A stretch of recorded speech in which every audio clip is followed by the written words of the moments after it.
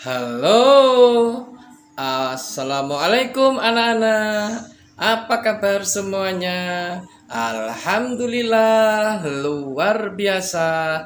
Allahu Akbar. Apakah anak-anak sudah siap belajar bersama Pak Guru?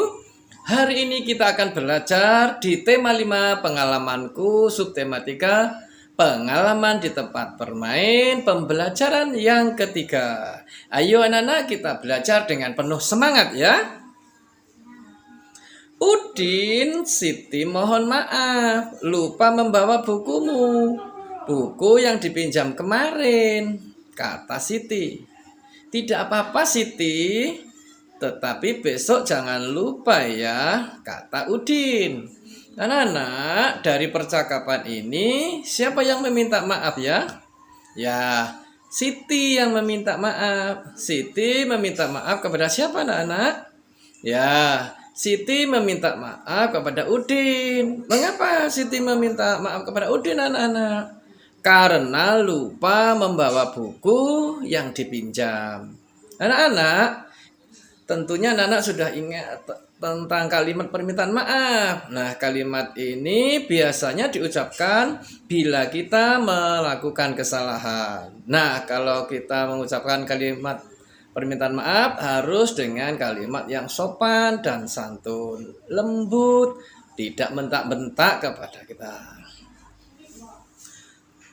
Anak-anak, coba buatlah percakapan antara Beni dan Dayu.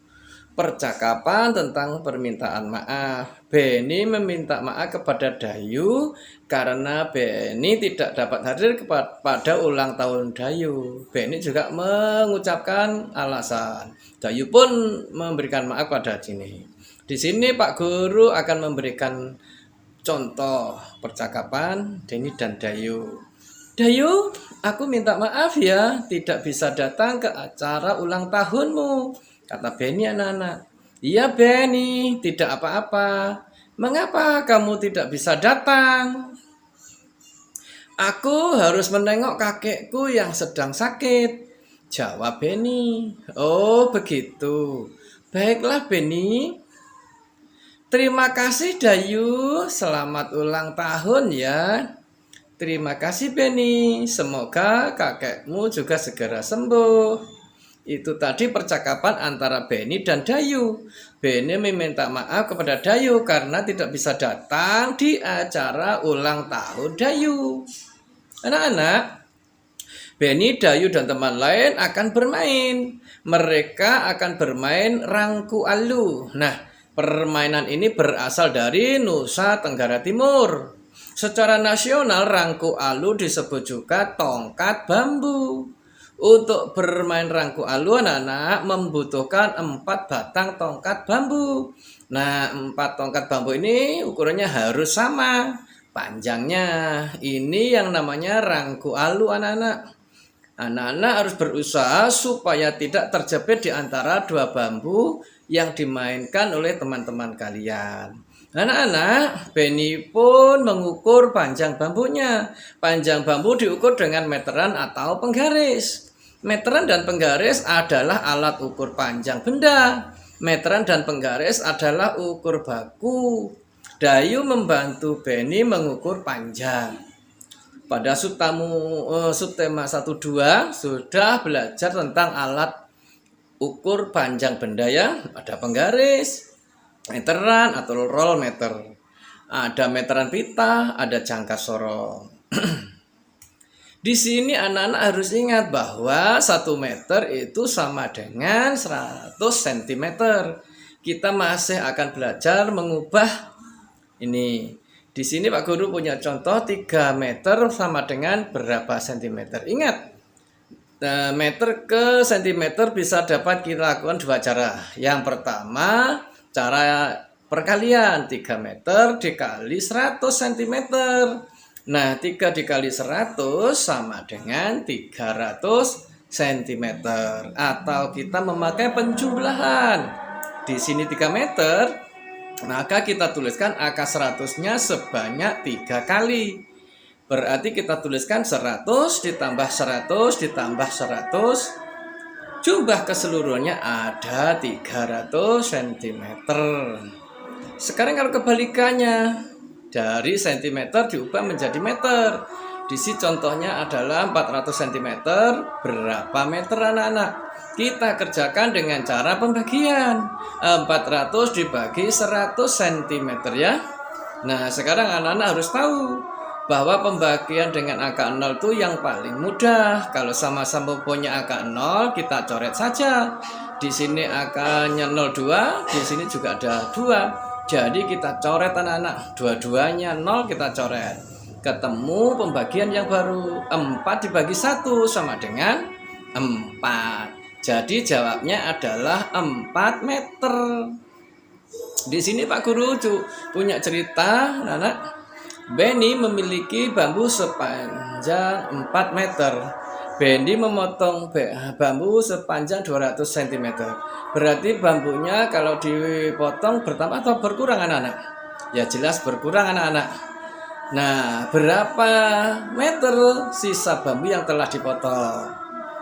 Di sini ditanyakan berapa meter. Berarti kita tulis seperti anak-anak. 4 meter dikurangi 200 cm sama dengan titik-titik meter.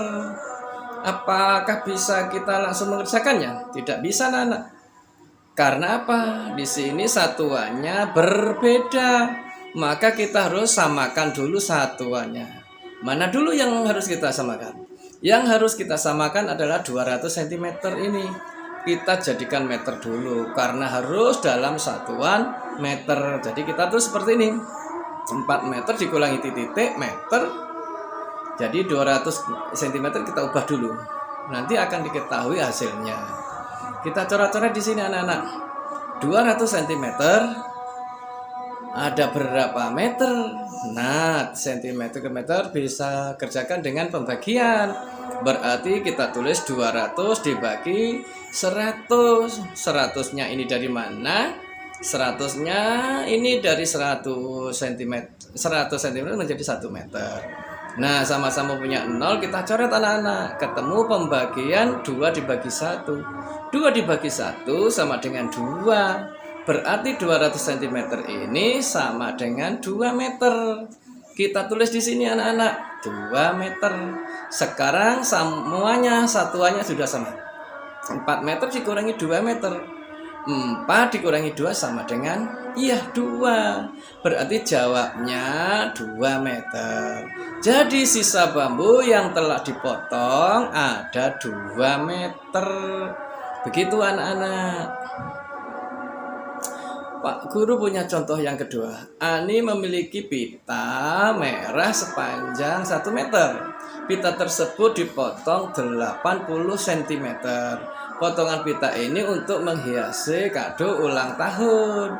Berapa centimeter kasih sisa pita Ani? Berarti kita akan mengurangi 1 cm dikurangi 80 cm. Sama dengan titik-titik centimeter. Karena di sini yang ditanyakan sentimeter anak-anak. Karena hasilnya akhir sentimeter, maka kita ubah satuan yang belum sentimeter. Mana satuan yang belum sentimeter anak-anak? Ya, yang ini anak-anak. Berarti 1 meter ini diubah dulu menjadi sentimeter. Baru kita kurangi 80 cm dan ketemu hasilnya. 1 cm itu ada berapa sentimeter anak-anak? Sebenarnya anak-anak harus tahu ya anak-anak. Tadi sudah kita bahas bahwa 1 meter itu ada 100 cm. Dari mana hasilnya? Ya kita tuliskan 1 dikali 100. 1 kali 100 sama dengan 100 cm. Berarti di sini 1 meter sama dengan 100 cm. 100 cm dikurangi 80 cm sama dengan 20 cm. Jadi sisa pita Ani ada 20 cm. Udah ya anak-anak ya. Ada anak, bel tanda akhir pelajaran berbunyi. Benny dan temannya berdoa untuk pulang. Sampailah Dayu di rumah. Kemudian Dayu ke belakang rumahnya anak-anak. Di belakang rumahnya ada pohon cemara. Pohon cemara terlihat tiup angin. Pohon cemara bergoyang ke kiri dan ke kanan. Gerakannya terlihat sangat indah. Apakah anak-anak pernah lihat pohon cemara yang tertiup angin? Ya, pasti gerakannya tertiup angin akan ke kanan dan ke kiri. Pohon cemara yang tertiup angin gerakannya ke kiri dan ke kanan. Ayo coba tirukan gerakan pohon cemara yang tertiup angin. Ini adalah gerakan Dayu yang menirukan gerakan pohon cemara. Yang pertama, Dayu menirukan pohon cemara yang gerak ke kanan dan ke kiri. Lalu berikutnya, Dayu memprakteknya gerakan cemara yang berputar. Jadi memutarkan badannya, akan melingkar seperti anak-anak ya. Berikutnya gerakan berayun ke depan dan ke belakang. Jadi tanya diayunkan ke depan dan ke belakang. Selanjutnya gerakan mengangkat kedua tangan juga dilambaikan ke kanan dan ke kiri. Jadi kedua tangannya dilambaikan. Ini gerakan menirukan pohon cemara. Anak-anak peragakan gerakan tersebut dengan pola. Dengan polanya adalah lurus dan segitiga. Jadi anak-anak bisa menggerakkan tubuh anak-anak untuk mengikuti gerakan pohon cemara. Nah, gerakan tersebut bisa diiringi dengan lagu yang berjudul Pohon Cemara, ciptaan Cipta Ahmad. Anak-anak, yuk kita ikuti lagu bersama-sama.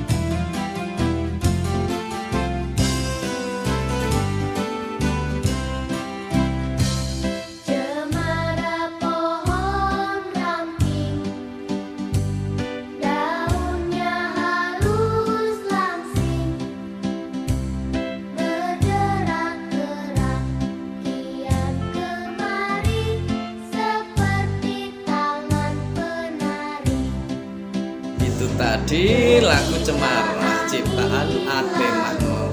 Anak-anak bisa mencari video atau lagu karaoke-nya di YouTube. Nanti kita cantumkan anak-anak ya. Anak-anak bisa melihat di YouTube ya, cari nanti di situ banyak. Itulah tadi anak-anak pembahasan kita di tema 5 subtema 3 pembelajaran yang ketiga. Semoga video pembelajaran ini bermanfaat untuk anak-anak semuanya. Dan sampai jumpa lagi. Pak Guru ucapkan wassalamualaikum warahmatullahi wabarakatuh.